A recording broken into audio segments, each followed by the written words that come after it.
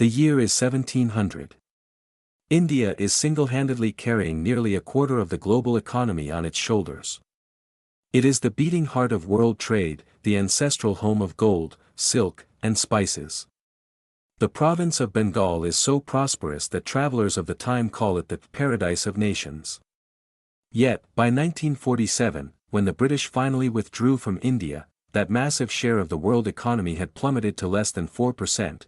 This immense wealth did not simply evaporate, it was systematically transferred. And it wasn't done just with swords or rifles, but with ledgers, taxes, customs regulations, and a sinister logic of accounting. Welcome to the pyramid economy. Today, we are discussing the tragic but cautionary tale of how one of the world's richest civilizations was transformed into one of its poorest. It all began in the early 1600s, with a royal charter granted by Queen Elizabeth I to a group of London merchants, the East India Company. This was not a state, it was a massive corporation with shareholders, a board of directors, and soon, its own private army.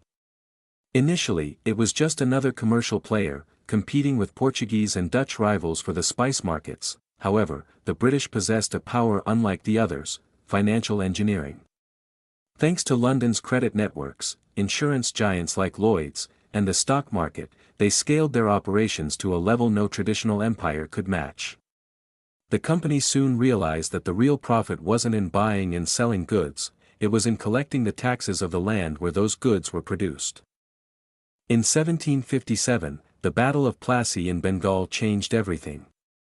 The British didn't just win a military victory, they seized the Diwani, the right to collect Bengal's taxes.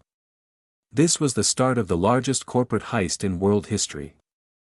They no longer needed to bring gold from England to buy Indian goods. Using the taxes collected from the Indian peasant, they purchased the textiles produced by the Indian weaver, sold them to the world, and sent the profit straight to London. In essence, India was financing the theft of its own resources through its own taxes. Britain's smoky industrial hubs, like Manchester and Birmingham, were built using Indian raw materials and Indian capital. But this was a one-way street. While India was the world's leading producer of high-quality textiles, the British government imposed heavy tariffs on Indian cloth to protect its own fledgling weaving industry. Then, cheap machine-made fabrics from British factories flooded the Indian market. This was history's first great deindustrialization operation. Cities like Dhaka, which produced the world's finest muslin, turned into ghost towns. The handlooms went silent. India was transformed from a giant that exported finished products into a mere raw material warehouse, growing cotton for the factories of Manchester. Indian intellectual Dadabhai Naoroji, in his famous 1901 book, defined this situation as the drain of wealth. Every year, Britain transferred massive sums from India to London under the guise of home charges. These items included everything: the salaries of British officials in India, the pensions of retirees, the expenses of London offices, and even the interest on debts for wars India never asked for. Modern calculations suggest that between 1765 and 1938, Britain extracted a total sum of approximately $45 trillion, in today's value, from India. This figure is almost unfathomable. Had this capital remained in India, the face of South Asia would look very different today. The British often boast about building the railways. However, these tracks were not laid for the welfare of Indians, they were built to rapidly transport cotton from the interior to the ports and to swiftly deploy British troops against potential uprisings. Furthermore, the financing of these railways was another method of plunder. British investors were guaranteed a 5% profit, which was paid out of the pockets of Indian taxpayers even if the railways lost money. The darkest face of this system was the famines. Between 1870 and 1900, more than 20 million people died in massive famines across India.